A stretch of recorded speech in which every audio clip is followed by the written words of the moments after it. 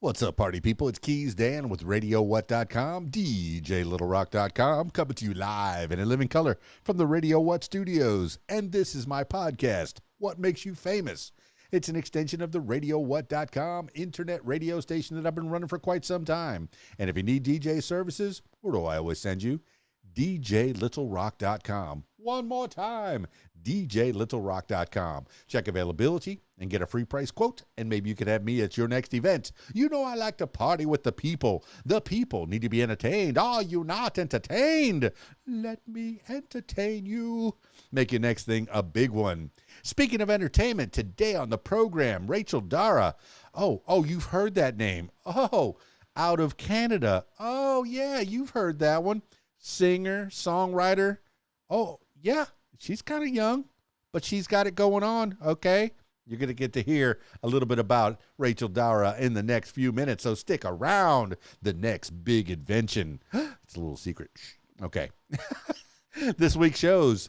Friday night, I will be at the Rab in Conway, Arkansas. My usual Friday night gig, the Video Dance Party Karaoke Jam at the Rab, your favorite place to be in the whole wide world. They got a full bar, the kitchen's open, pool tables. They got a pool tournament on Friday nights, so if you want to try your hand at playing pool and possibly make some money while you're doing it, come on out to the Rab, Conway, Arkansas, from 8 p.m. until 12:30 in the AM. That's when the karaoke goes. I think they open up at 4. So if you want to get there early, get there early. I'll be there at 8 o'clock to start the show. All right. And then Saturday. Well, I save Saturdays for weddings and parties and special events. So I'm pretty sure I got something going on. And if I don't, give me a call. All right, that's enough intro. Let's get into it with Rachel Dara. I'm so excited. I got her on the Skype. So if you're listening to the audio version, I encourage you to check out the video version on my YouTube page, youtube.com/user/KeysDAN. Skyping Rachel Dara now. Very nice to meet you, Dan. It's a pleasure. Rachel Dara. Hopefully I said that correctly. Did I pronounce that? You did. You pronounced it. You're actually one of the first people who have pronounced my name perfectly on the first try, on the first interview. Well, I talked to a gentleman in Ireland. He calls himself Dara, but it's D. Dara's Gaelic. Yeah, Darraugh, if I'm not mistaken. But he goes by Dara, D-A-R, period. No, wait, D-A. period R-A, which ruins my algorithm when I play his songs on Radio What. It makes it look like there's... A. Oh, my goodness. It makes it look like it's a website, so it gives me lots of problems. I've talked to him about that before, but... Yeah, that's tough. That's tough. Once you pick a stage name, you got to go with it. You got to brand it. You got to keep, You got to brand it. Yeah, I'm KeysDAN from the Florida Keys, and here I am in Arkansas. Okay. Look at you. I'm not in Key Largo anymore, but I've branded KeysDAN, so I'm stuck with it. The moniker is mine. I own it now, okay? Yeah. But Rachel I'll tell Dara, you something. please. Just because, I want to get personal with you. Rachel Dara is my name. It's not my full name. I have 2 last names. I have a very long name, and I go to school. And I'm in the 10th grade. I tell people my last names. The teachers are always reading the sheet. They can never get my name right. It's like Rachel and then keyboard smash. So people just know me as Rachel Dara. They don't even listen to my music. Some people don't know that I make music in the first place, but they somehow know that my name is Rachel Dara. And I find that really, really cool. How could people not know that you make music? At least for the last 3 years, you've been posting this great music on your YouTube page, and that's how people find you. But all right, before we even get into it, and I know we're already into it, we're rolling. But we're rolling. Before I even get into it, I'm of a certain age, so when I'm listening to your music, I hear, all right, and I'm a bit older than you. I hear Sarah McLachlan. I hear Fiona Apple. I hear that Tori, is an honor. I hear Tori Amos. I hear Kate Bush. I hear those sounds, Sarah Brightman. I hear those voices, those trills. I'm getting chills up my spine thinking about that in comparison to your music that's out there for the world to hear. And okay, another observation that I probably have. This is just me spitballing, Tell me if I'm right or wrong, or if I'm close. Most people, all right, some people in their backpacks, they'll have a hairbrush, maybe some lipstick, maybe a sandwich, bologna sandwich. I imagine you in your backpack, you have your travel guitar with How you did you at know? all times. How did you know? Yeah. I pretty much carry it everywhere. Whenever I'm like out and about, I tend to have my travel guitar on me. Yeah. Yeah. My cousin Totally. Timmy's the same. He's got he's been on the podcast too. Timmy DeMatteo, Post Rock Lips. This is a kid Cool. that plays guitar by ear, but he has a little Wow. travel guitar I similar have a to friend the like one that. similar to the one that you have. And okay, all right, but I like that. I like that you're ready at a moment's notice. Me as a Thank you. DJ, it takes me at least a half an hour to an hour to set up and get everything going and get that party going. You can whip it out, bang. You're putting on a show. That's what I love about the guitar. People talk about, well, you're an artist, you're a musician. Why don't you play the piano? Well, first off, I don't play the piano because I asked my parents if I could play the guitar when I was little, and it took me about 2 years to convince them that I actually wanted them to play music. Like, most kids don't go up to their parents and ask them for piano lessons, but piano is an amazing instrument. I personally did not know it existed until, I was a little bit older than 8. I knew it existed, but I didn't really know that much about it. But I discovered the guitar, and I was just fascinated by the strings and how it felt on my fingers. And I started playing it when I was 9. My dad got me lessons for my 9th birthday. And you know what? If that was my kid, I would be so proud that they have this interest in music. But like, wow, is my child delusional? Because usually it's the other way around, where the parent is forcing the kid to play an instrument and the kid is dreading it. My parents weren't dreading it. My parents were really supportive of it, but they didn't see it coming because I don't really have any musical background in my family. I just You're the one. showed interest in it. Wait a minute. I blame Alvin and the Chipmunks. Oh, wait a minute. No. I've always heard and I've always observed that it's kind of genetic. There has to be some kind of musical background. There has to be something in the blood. There has to be somebody back there way back when. I recently found out that my great-grandfather on my mom's side was a cantor, and he was a theatrical actor. But this was like 1800s. And I didn't know anything about him, but we just found out that that's what he did. It was his hobby. Well, for my listener, what's a cantor? A cantor is a singer, like somebody who sings, but like very, very passionately. But isn't it like is it a religious thing? It's a religious thing. It's somebody who sings in a religious context, who sings prayers, and who like makes the prayers into something musical, who gives prayers some musical spice. And he also apparently he used to act in theater, and I don't know if you know, I started out in theater. My parents put me in acting school because I told them I wanted to be quote unquote famous like Justin Bieber.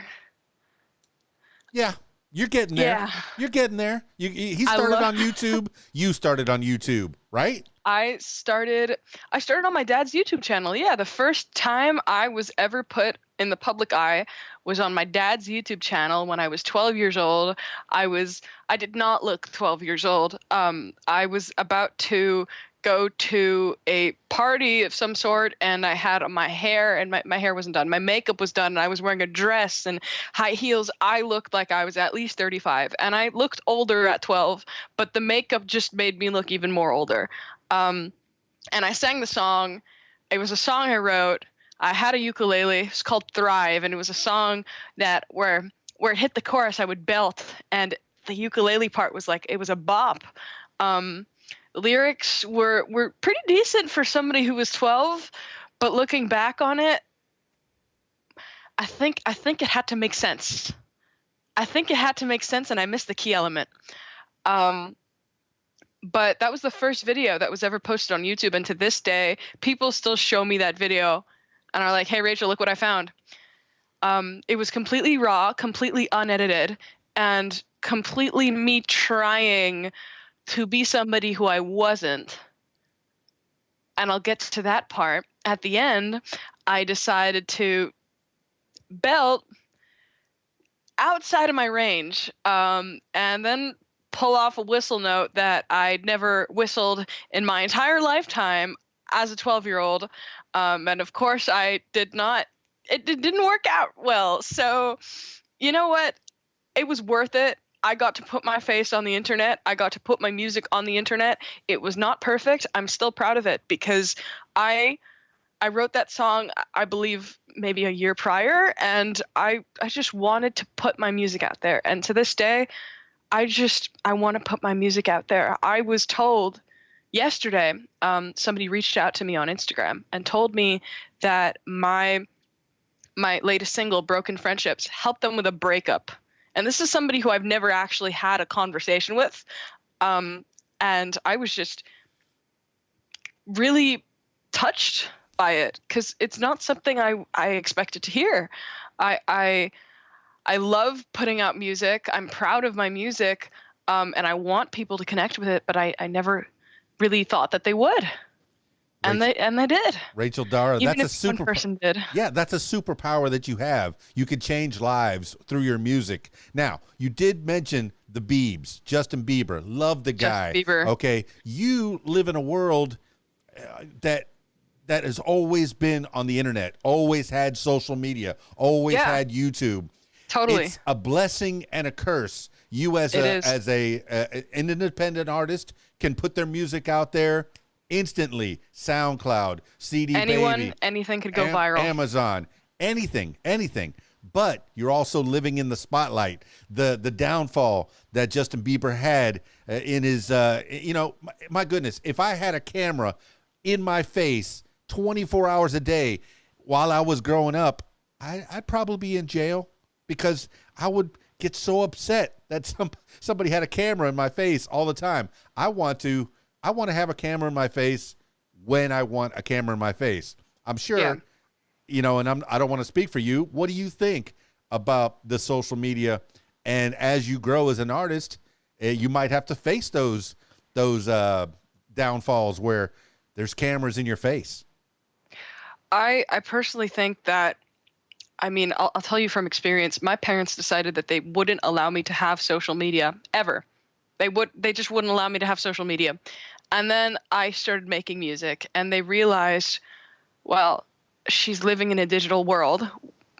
Can't really do this. And I would beg them to have Instagram, I was only allowed YouTube. And they told me that you're not ready yet. I'm not ready yet. And I asked, when will I be ready? And they said, well, we don't know. And when I did my first showcase when I was 12, one of the people who was running the showcase said, Rachel, what's your Instagram? And I said, I don't have Instagram. What's your Facebook? I don't have Facebook. What's your TikTok? TikTok was just starting to get relevant back then. I don't have TikTok. And he told me and my dad that the first thing that we're going to do when we're going to get home is make an Instagram page. Because if we don't make an Instagram page, we're setting ourselves up for failure. And that's what we did. And that's how Rachel Dara Music was born. To this day, that's my handle. That's my account.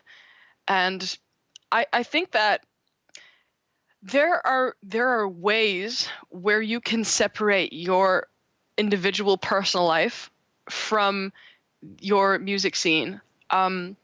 And I've seen some artists, I really like when artists are able to separate themselves from the media in kind of a mystique way, but also put themselves out there as a person, as an artist, as an individual. I'll give you an example. I was actually watching a YouTube video on this. It's very interesting. I don't know if you know who Alexa Demi is. She's an actress. Mm-hmm. She was a star in Euphoria. And she's very, she talks about herself to the media. She's open with the media, but she keeps herself as a person private in a mysterious way. We don't even know her age. We know so much about her lifestyle, about what she likes, about who she is, but we don't know the key elements of who she is, like her upbringing and her age even, you know? And I think that's something that's just so cool. But going back to the whole idea of having cameras in your face, that's tough, especially for a kid. That could be very tough because your brain is developing and you're maturing, and people are treating you as this sometimes object. Yeah.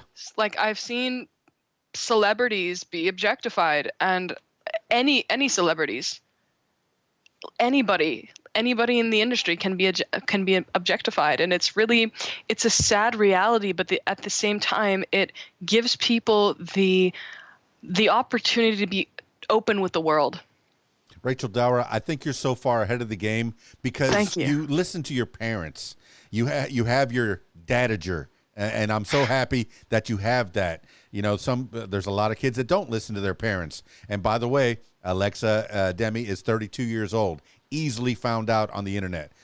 One quick little search. We don't know for sure, though. Okay. But that's, the speculation. Can you trust Wikipedia? Maybe. I don't know. Maybe. We don't know. But, but you're navigating. You started with Instagram. A lot of the celebrities have been breaking all their social media down to just Instagram. They feel like it's the safest. You post and you ghost. Don't look at the comments. Don't worry about what's going on with other people's accounts. Yeah.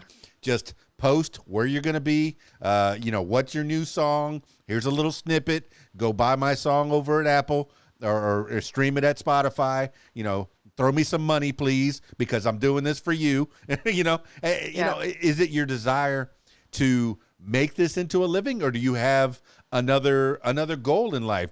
What do you want to be when you grow up, Rachel Dara? So about the post, I want to go back to what you said about posting and ghosting, because, and even if I was there, I want to connect with the people who listen to my music. I don't just put my music out for them and then just disappear.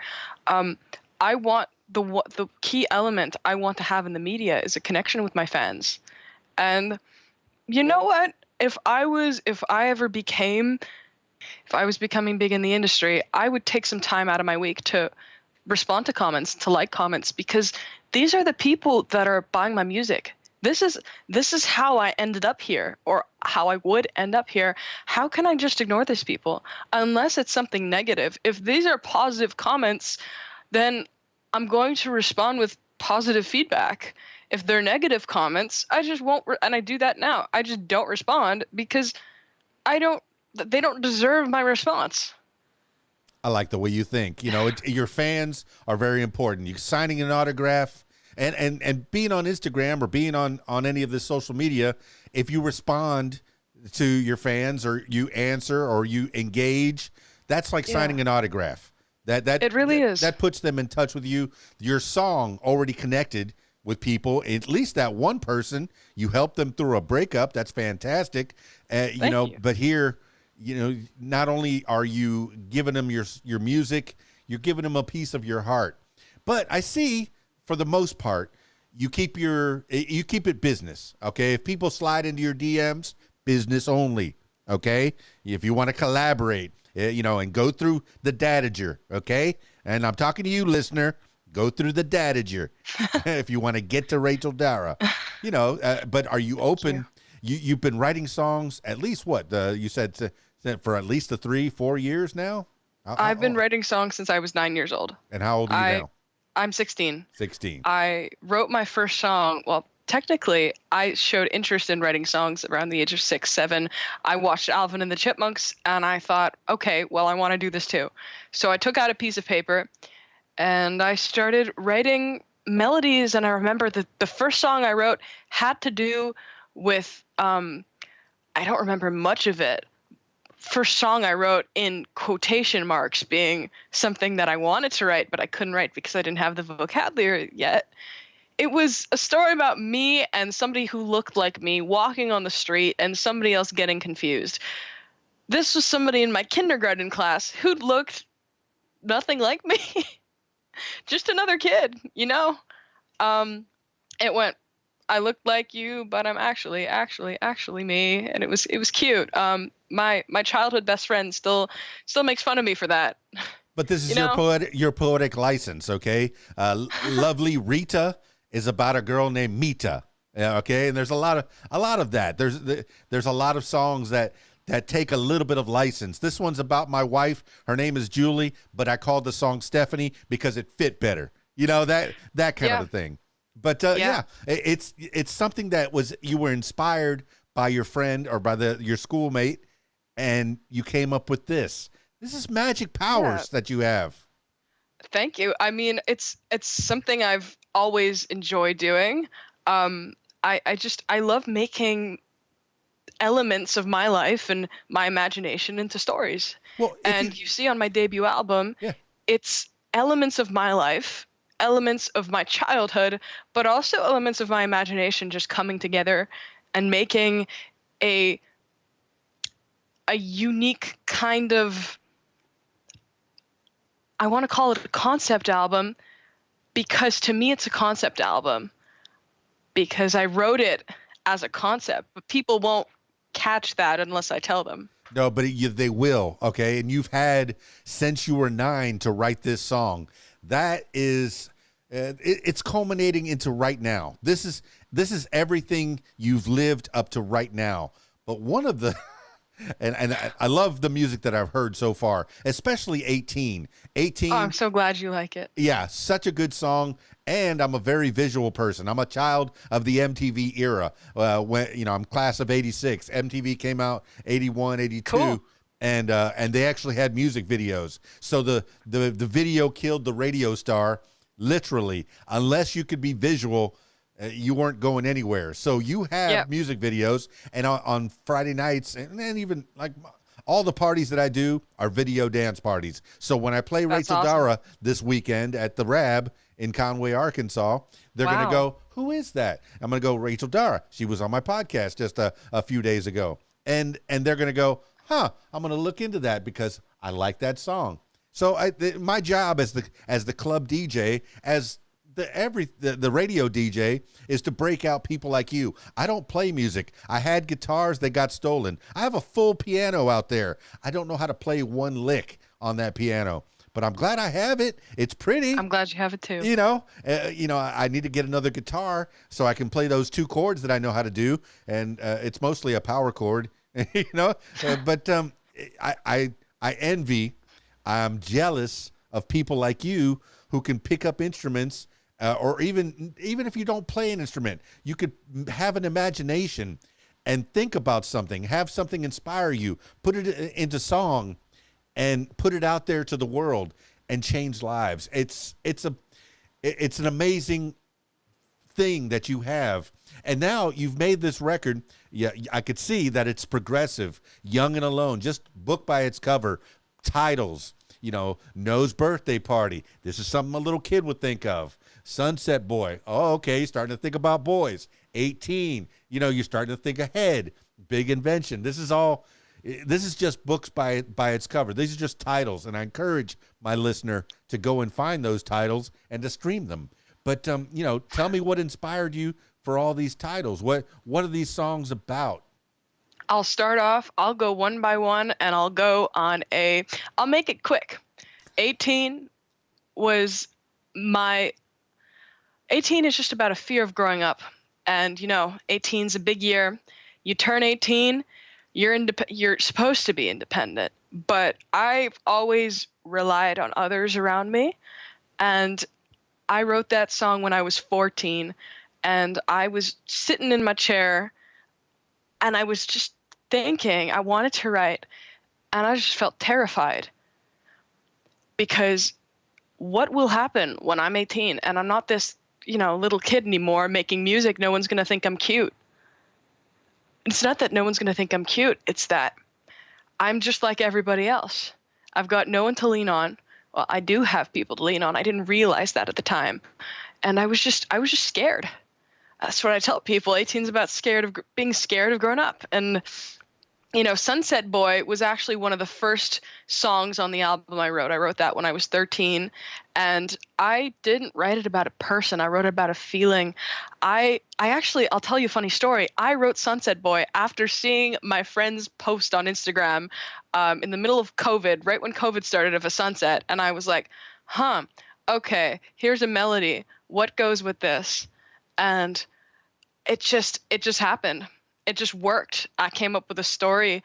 I knew people could connect to it, and I connected with the feeling, and I connected with the vibe, and I made it into Sunset Boy. Well, And just projecting. Some of the males in your life are going to claim to be the Sunset Boy as you progress, as you get more and more famous or on different levels in this business. But they're going to say, "Hey, I'm the Sunset Boy," you're so vain. Yeah, it's about me. That song's about me. So, Sunset Boy. well, and Sunset Boy could be about anyone, because if I wrote about no one, then I guess anyone could claim it. It's all yours. All right. Young and Alone, I wrote about feeling nostalgic for my past while being locked in because of COVID, but as well just because, even though we're out of this whole period of distress and things have started to come back to normal, everyone's lives will still be impacted by COVID, and it'll never be the same as it was. Things are, normalized back to normal, but it won't be the same because we didn't know what the future had ahead of us. And now we're always going to have that past behind us. So I wrote about how it impacted me as a young person. And Noe's birthday party let's stop there. Rachel Dara, now that you've timestamped this a little bit, we've gone through as a whole world this pandemic, this COVID-19. How did it affect you as a young person? Because I know a lot of the kids didn't get that school experience. Were you stuck out of school? Were you doing this with your teachers? How did it affect you? I come from an immunocompromised family, and the guidelines in Canada were that after around 6 months, you returned back to in-person school, and I couldn't do that because I physically could not do that. I'm not immunocompromised, but I had to protect my family.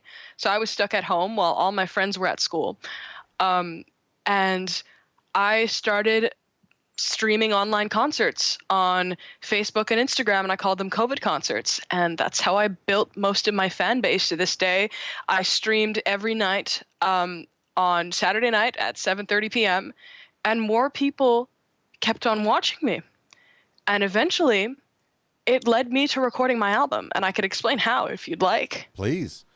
So basically, I got connected with Tim Steinruck, who's a metal artist out of British Columbia in Canada, and he is the lead of the band The Mighty One. And Tim started watching my videos weekly. He started noticing an improvement. He was like, okay, all right, I'm going to start interacting with this girl. And he reached out, and him and my dad and I and Tim started talking, and we got along super well, and we digged each other's music. And eventually Tim reached out to us, and he said, hey, I'm connected with Don Coleman, who's a booking agent and a musician, and Don tells me that Mark Howard is looking to create an album with a Canadian artist, an acoustic lifestyle album. Are you interested? Mark Howard is a well-known and very hardworking producer. He's nomadic. He moves around, and he's worked with some awesome people like Bob Dylan, Joni Mitchell, the Neville Brothers. So he's an experienced producer, and we decided that this is worth it. This is worth it. This is a one-of-a-kind experience. And so within 2 weeks, we were out driving 18 hours away from my home, Montreal, Canada, to Nova Scotia. And Mark and I recorded this album in a little cabin in the woods, which was his house at the time. He had a Grammy Award up on the wall, a Grammy Award certificate. I took a picture with him with that. And I remember looking around, and I was like, wow, I'm here. This is cool. But not I'm here with Mark Howard. I'm here recording an album. I dreamed of this for so long, and it wouldn't have happened if it wasn't for COVID. So as much as I hated that period of time and as much as it impacted me, it brought me this. It launched my music career. And I believe that it helped out a lot of other artists. So I'll give it credit for that. Yeah, I've heard very ironically or very, I don't even know the term to use, but a lot of creators created and they said, thank you, COVID, for giving me time to create. That's so cute. Because they were, if it wasn't for that, they'd have been on the road touring, doing other projects, busy.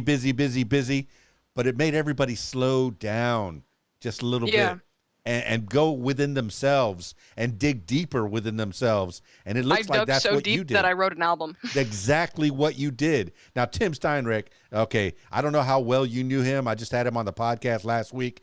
Fantastic he's so awesome. fellow. Paul Stanley. Hello. I mean, he was so awesome. Mr. Kiss fan himself. What a good dude. He is. Oh, yeah. What a good guy. What a good-hearted man. You know what? I loved him with all of my soul. He just wants the best for people. And it's not the fact that he wants the best for people. It's the fact that he is the best and he wants the best for people. Yeah. It's so rare to find people who are just top-tier artists, top-tier people who want the best for everybody else. Tim is just a good soul. Yeah. He's a really, really good soul, and I love him for that. I love him for so many other reasons. He's got an awesome beard, too. I'll give him that. Well, he got mentored all those years ago, and once you get to a certain level in this business, you start mentoring other people. You start giving other people a leg up, and there's room for everybody in this. Yeah. I mean, there's a reason that I do this podcast, is so I can get to know other people, learn from other people, and hopefully you get a few more people listening to you and finding out more about Rachel Dara, the wonder that is Rachel Dara. Thank you. I'm so grateful for people like you. You really care about artists, and you're helping us out on behalf of the entire music industry. People who are working to create music, who are putting this out there and who want people to hear it. We all want to thank you because you're just full on helping people out. You know what's funny is I don't do it for the accolades, but when I was living in Miami, I'm born and raised in Miami, a really huge town, 7 million of my closest friends living right next to me. Okay. And I used to go to some of these concerts. I was on the radio down in Miami, and I would go to these concerts and they'll go, hey, there's KeysDAN from Exito 105.5. And I would be like, hey, and secretly I'm like, yeah, I kind of like that. It was nice to be recognized, That's awesome. But, you doing what you do, I know a lot of people, a lot of artists will go, I don't do it for the money. I don't do it for the fame. I do it because I have to do it. That might be true, but it's also true. It's also nice to get the accolades, to get somebody to say, atta girl, good job. That's a good song. You helped me through that breakup. It means a lot. Yeah, because I work at what I do. When I'm sitting and I'm writing a song, I want to get it out. I want to write a song. I don't just, keep it inside of me and say, oh, I'll do this tomorrow, unless I'm just exhausted, which I have done before. But I feel horrible when I do that because I want to let it out. And I'll be totally honest with you. I started full on crying like 4 days ago because I had an awesome idea, but I was just too tired to write it. And so the Waterworks came out because I was too tired to cope with my emotions. I mean, that was coping with my emotions, but I should have coped by sleeping because it was very late. And I felt creative, but I also felt just exhausted. Well, do you have a recorder or a piece of paper? What's paper, Grandpa? Do you have a recorder sitting next to your a phone maybe that has it has a recording capability? So when you wake up in the middle of the night going, what was that? Oh my goodness. And press the record button real quick. And then when you wake up in the morning, say, and you listen back to it and you go, what was I thinking? Delete. I've done that on walks with my dog. First off, my voice memos app is filled with the most useless voice memos, stuff that I'm never even going to use, but I just like, it's so cool. I even have stuff like Like sometimes I ask my friends if I could record them saying things so I could sample them in my songs one day. I have a video of myself that I've always wanted to sample in a song. It's from when I graduated elementary school, and I'm saying, "Hi, I'm Rachel. I'm 12 years old. Welcome to my life, baby." And I want to put that in a song. I don't know what I'm going to do with it, what I'm going to do with that. But I want it out there, you know? I want to share parts of me, parts of what I love, parts of who I love. I want to put that all in my music. I want to incorporate that. And from everything you've heard, there's so much more to hear. I'll tell you a little secret. Wait, just don't you because I have a like you, song? Dan. Wait, don't you have a song like that starts out with a little snippet of something? Didn't 18 The start music like- video for 18, yeah. Yeah, because I'm listening to it. Yeah, There that's it the is. music Here it video is. for No, I 18. didn't hear what you said.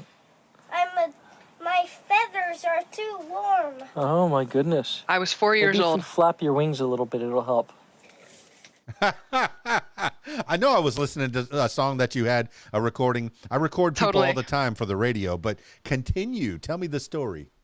The story behind the vocals? Anything. Okay, sure. So the little snippet of my tiny voice that you heard in the beginning of the music video of 18 was me with my dad when I was 4 years old, and I was talking about how much I love ducks. And one thing about me, I will not hide it from the public, because this is me as an artist. This is me as a person. This is me as an individual. You cannot change this about me in anywhere. I'm obsessed with ducks. It's my thing. It will always be my thing. It's been my thing since I was a child, and it will be my thing until I'm 85 years old, 95 years old, 105. I hope I make it till then. Oh, you will. By the time you get to that age, we're going to be living 200-300 years. I fully believe that, but go ahead. Fingers crossed. I guess I was just talking about how much I love ducks, and my dad thought it was cute, caught it on recording. And the reason why I decided to put it at the beginning of 18 is because, you know, talking about growing up, talking about my fear of growing up, and boy, I would have loved to go back in time and just talk about how much I love ducks. You know, it was great until the Noe's birthday party era hit, and people didn't really like that.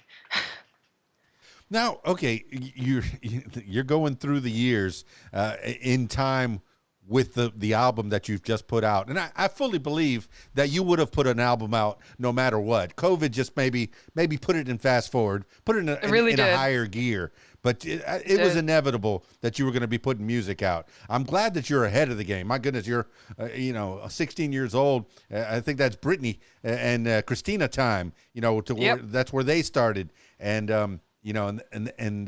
they took two very different paths. I hope you take one path rather than the other path. But you have guidance. You have a dad that's guiding you through. And what does your mom and dad do? So it's funny. I got very lucky with my parents. My dad's a marketing guy, and my mom is a senior bankruptcy analyst. She works for the government,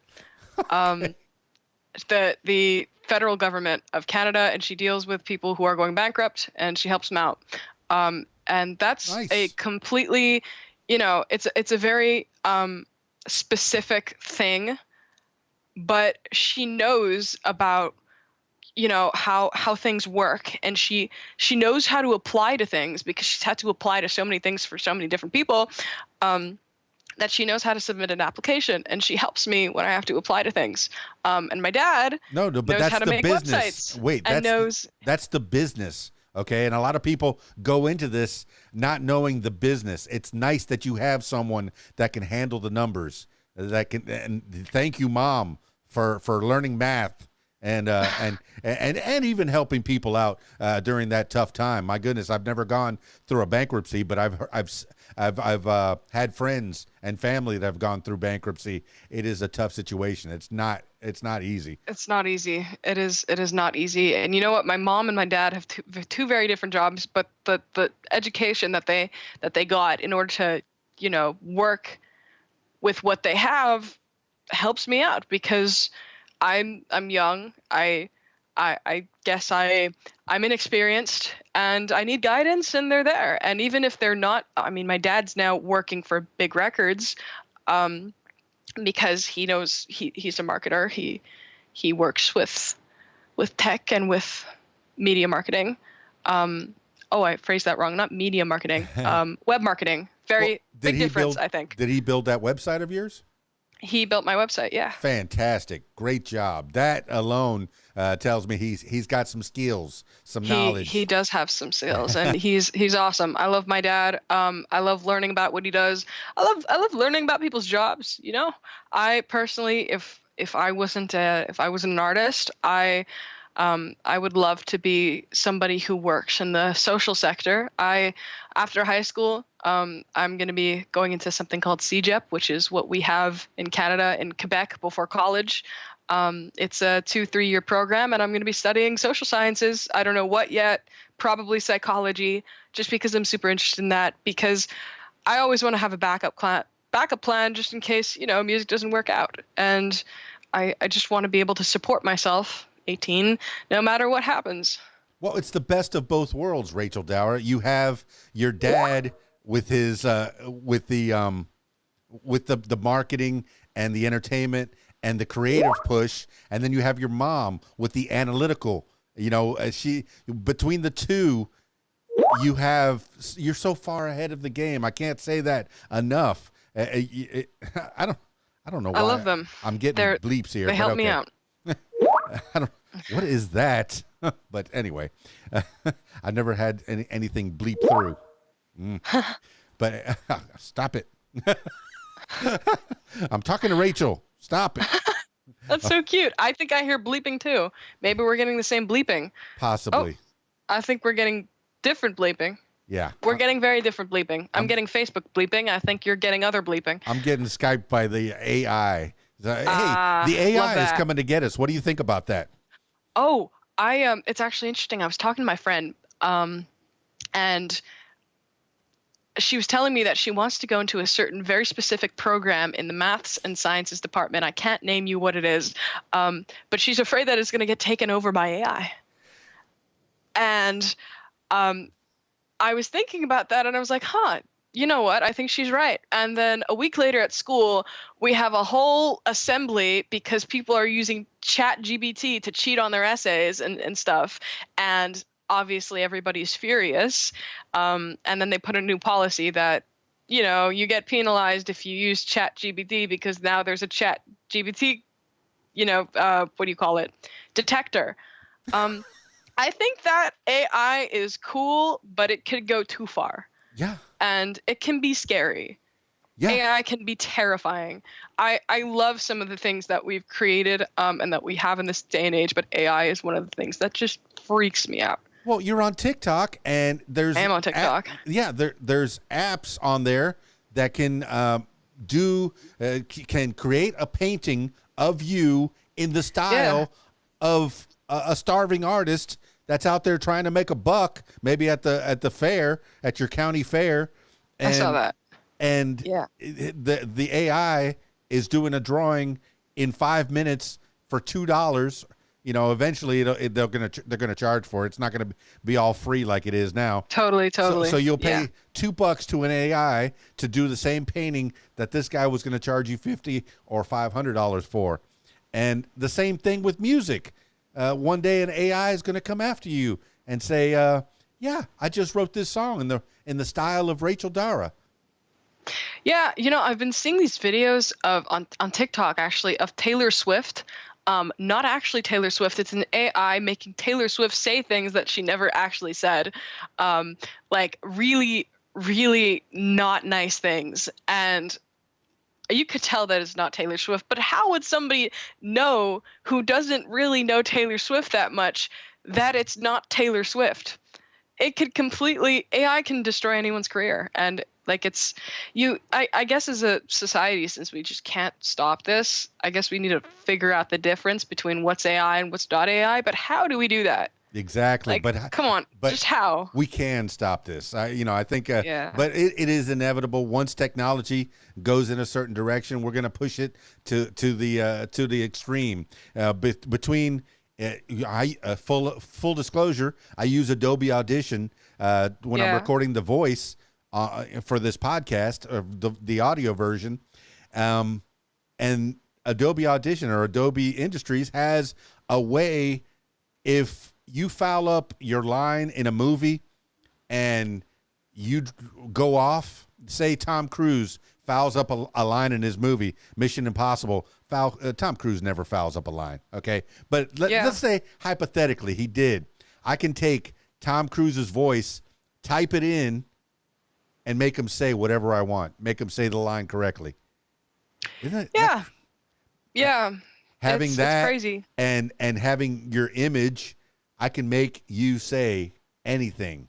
Oh, it's an interesting world that we're navigating through, and long after I'm gone, you're going to be still here trying to get through it. And I hope that by that time they've gotten this all together, and you're still able to make that music on your own, with your own mind, using your own hands, your own thoughts, your own desires, your own creative juices, making your songs. Yeah. And I love making music, and you could write something in my style, but will it be genuine? It won't be. Because if you don't hear me singing it live, then it's not really, even if it's me, it's not really me, because I've written tons of songs, and you know what, there's some songs I really want to play live, and there's some songs that, you know, I'm supposed to play live, as in, or I could be supposed to play live. I love playing everything I have out live, but I'm saying hypothetically in the future, I could have music out that I just don't want to play because it doesn't feel genuine enough. And that's when it's not me. But sometimes I have songs that, you know, I really want to put out, but it's not the right time yet. I gotta wait. But if I'm watching this, or if somebody else is watching this in, let's say, I don't know, give or take 10 years, if you see something on the internet that's me and it just does not sound right or does not look right, it's not me, it's AI. I said it in an interview. You could go back in time, you could look at this. It's not me, it's AI. Well, I fully believe whatever you put your heart into it, your mind into it, it's going to happen. At 9 years old, you said, "Get me a guitar." And your mom and dad were going, "Really? Should we get you a guitar?" And here you are, all these years later, playing said guitar and putting music out into the world, changing lives, changing feelings, making people feel a certain kind of way. They were glum. They had a hard day's work. They come home. They put on the Rachel Dara music. Oh, I feel much better now. You know what? The music that you're hearing is a certain genre, and I don't know if you know, but I dabble in all of the genres. I may or may not have a pop song that's just sitting there, you know, mixed, mastered, completely recorded, ready to be released, just chilling in my notes, chilling in my phone. And I'm just waiting for the right time to put that out. And that's going to be a song where, you know what, I had a bad day, I'm going to put it on, and it's not just going to make me feel better, it's going to make me feel energetic. And it's not going to wipe away my tears, it's going to make me change my clothes and put on a cool ass outfit and walk out of the room and go, well, I'm going to go do something now because I feel great and I'm not feeling sad anymore. I want that for you. I don't want you to limit yourself. I want you to be able to do any style you want, whatever you feel. Kenny Rogers used to sing whatever he wanted. Nobody stopped him. Now, by the same token, Prince had to change his name to a little sign so he can get out of a record contract. And Taylor Swift had to re-record all of her own, all of her records music, so she can have ownership over her own songs. What? Yeah. And the record companies say, well, on this next record, we want at least 2 country songs. Well, I'm not doing country right now. Okay? Yeah. We're doing something different. And I want you to always have that freedom. Although, you know, look, you're going to have compromises that you're going to need to make here and there. But as long as they don't affect your soul. So many songs that people don't know about. And you know what? People talk to me and they think I've written 8 songs. I have not. I haven't written 8 songs. I've written a lot more than 8 songs. And people don't know what they sound like. People don't know the vibe. And as time passes and I grow, not just grow as a person, as an artist, I'll get more personal as a person and as an artist. And you might see me release a song that I wrote when I was 13 or 14 or maybe even now, because I'm writing a lot now, and people just won't guess. They won't know. It'll be something that I'm experiencing, quote unquote, in the moment where I release it, but it was really something that I was dealing with 15 years ago. But they just won't know unless they watch this interview. I can't imagine that anybody in your school doesn't know you're a singer. Everybody knows I make music. Everybody knows I make music. And all those people in your school tell two friends, and they'll tell two friends, and they'll tell two friends about Rachel Dara. All right, I want to wind this thing down. I'm mindful of your time. I know you have other things going on. Right after this, you got more interviews, more things happening in the world of Rachel Dara. This week is a wild week. I like it. Dude. Well, tell me about your Crazy. week, Rachel Dara. What's going on in the future? Now that we know where you came from, and where are you going? That's where we're heading. Well, I'm working on. I actually just got nominated for an ISA award. It's my first ever award. I got nominated for What's an ISA? As an artist. What's an ISA? Tell the people. That's what I was about to say. ISA stands for International Singer-Songwriters Association, and every year they have a gala, and they distribute awards to up-and-coming singer-songwriters. And I was nominated for an award, and I've never been nominated for any award. So my family and I are going down to Georgia. And I said that kind of like I was from Georgia. I've never been to Georgia. I've never been to that part of the U.S., but I'm very excited about it. It's going to be my first real red carpet. I don't know what I'm going to wear, but I know it's going to be cool. Well, I'm talking to somebody from Canada, eh? So there, I did the same thing. I love it. You know what? We actually do say "eh." I will admit it. It's a thing. What's that all about? that thing we don't. I mean, in Montreal we don't say that because we're francophone. But maybe in the I don't know, maybe in the Maritimes area. I went to the Maritimes. I never met anybody who spoke like that, but I was told that there are people who say a boot and who have that. It's so cool. I want to meet somebody like that. I want to hear that accent. Well, you're going to be hearing accents when you go down to Georgia. It's nice to be recognized. Once again, you're getting accolades. People are recognizing I love meeting new you people. have talent. I really love it. But so when does that happen? So that's happening this summer. Yeah. So cool. And that's for the independent artists. The people that get signed to those big giant contracts, they got the Grammys, but we got the ISA, and the Josie Awards, yeah. And the Josie Awards. I guess that's another one that I'm familiar with, that I've talked to some people in the independent class. Well, totally. Big Records, okay? You're in cahoots with Big Records. I'm just now finding out. Yeah. I'm just now finding out the wonder that is Big Records. Cindy H. Nene, she contacted me and she said, "Hey, you want to talk to some folks?" I went, "Yeah, I do want to talk Cindy's to some folks." Awesome. Cindy is so cool, so chill, so down to earth. I really like her. One day I want to meet Cindy. It's nice. Yeah. And this internet can be used for good or bad. We've never met in person, but now I know a little bit more about you, and we've only scratched the surface. Yeah. Just a little bit.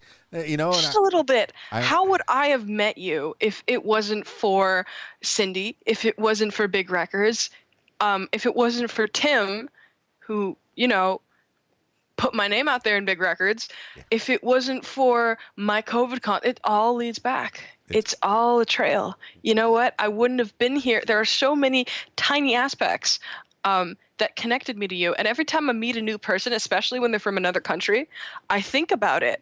And I think about what if our lives were like how they are 20 years ago, would we have met? I don't think we would have, but I'm grateful that we have. Do you think we're all connected? We're all made of stars. We all came from one big bang. I don't know. That's a theory. I don't know. I think I believe in, I know I believe in God. I believe in Adam and Eve, but I think that God created the Big Bang, which created Adam and Eve. God created the dinosaurs, and God created the, I'm into both, the classic God aspect of it and the scientific part of it. I merge it both into my belief. Yeah.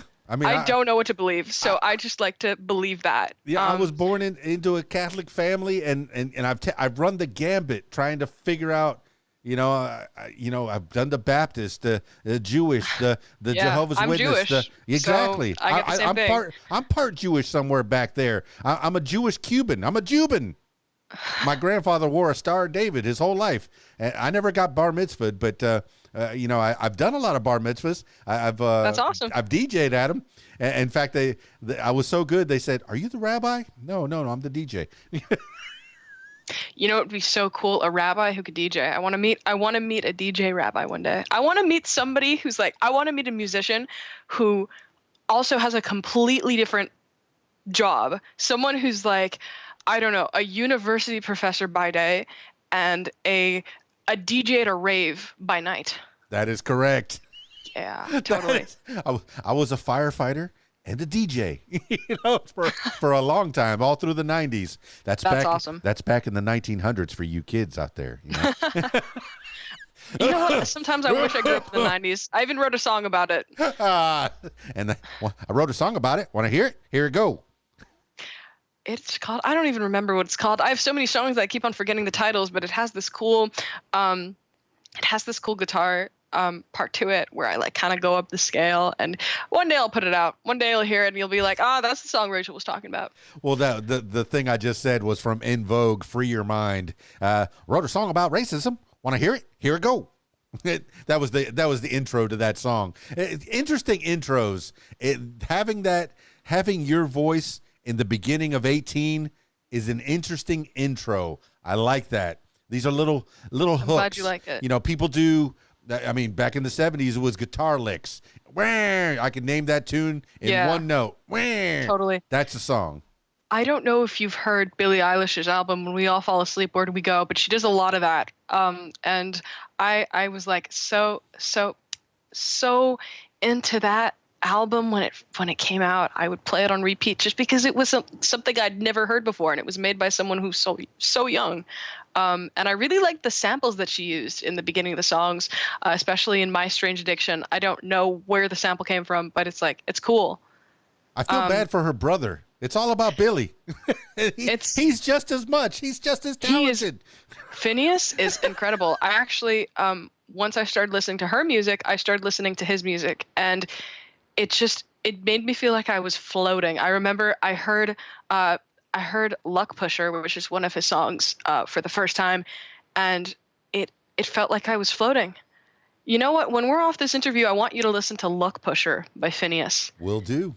It really, like, it inspired me. That song inspired me. A lot of my writing when I was like 13. It's such a good song, such an underrated song. You see, Rachel, Dara, this is a community. You're in the music community. You not only are making your own music, you're helping others, you're pushing others. Phineas, hey, you're going to get another listener. You're going to get another listen because of Rachel Dara. So fantastic. Phineas Eilish. So, hey, you never know what you're going to get when you listen to when you do these podcasts. But I'm mindful of your time. I know you got to hit the road, get on out of here. But I don't want this to be the last time that we talk. As time progresses, I want you to come back on, talk about your new projects. I would love to. It would be my honor. I really love being here, Dan. Thank you for having me. Hooray. Well, I always finish these things off. You give some shout outs to people that have helped you along the way. I know you've already given some. And anybody that you don't mention, don't get mad, okay? Just a couple of shout outs as we wind this thing down. Want to shout out Big Records for helping me book all these interviews, specifically Cindy, Tim, Pam, the whole crowd out there. I love you guys. You're such a good help to independent artists like me, and I really appreciate you from the bottom of my heart, and I know Dan does too. Yeah. All right. Yeah. And once again, I always finish these things off with last words for the people. This could be words to live by. This could be something you heard a long time ago, maybe a mantra that you wake up with every morning, or whatever pops into your head at this moment in time. Rachel Dara, give the last words for the people. I love that. All right, let me think about it. I'm indecisive. Just go with the flow. It's my last words. Go with the flow. let it all out, and don't let anything stop you from writing what you want to write, and showing the world the good parts about yourself that you want to show. There's nothing bad about being a good person. I want to put that out there. Well, there you have it, party people. Rachel Dara, what a cool girl. Ah, fantastic. So far ahead of the game. I know I said that like 12 times during the podcast, during this conversation. Man, she's got a new album out there, The Big Invention. Make sure that you look for it. Make sure that you find it. Make sure that you stream it. The Next Big Invention. And I'll have all the links down below. RachelDara.com. That's the place you ought to be. Instagram is Rachel Dara Music. Facebook, YouTube is Rachel Dara. I am Rachel Dara on TikTok. Just find her. All right. If you look up Rachel Dara on your Googles, Google Rachel Dara. Okay. And you're going to find all the places. But for the most part, go to RachelDara.com and find the music, stream the music, listen to the music, get your mood changed, feel good, and follow her around, okay? Don't be a stalker, but follow Rachel Dara on her social medias and stream Rachel Dara. Get that girl some money, all right? I know she's got a backup plan, but this should be a good plan too. She's too talented not to go big, to get big, like Big Records. Big Records going to be a lot of help on that one, making her get from this level to the next level. It's good to have people. You can only go so far by yourself. It's good to have people to help you go to the next level. All right, Rachel Dara, thanks so much for being on the What Makes You Famous podcast. I appreciate it. Good conversation. Good meeting you. Look forward to hearing more. Look forward to seeing more, learning more. Did I say that already? All right, party people, that's it for this edition of What Makes You Famous. Now, if you, yes, my loyal listener, I'm talking to you, turning my attention to you. If you would like to tell your story, I encourage you to give me a call, 501-470-6386, or email keysdan@aol.com. That's it for me. It's KeysDAN, RadioWhat.com, DJLittleRock.com. Peace. I'm out of here.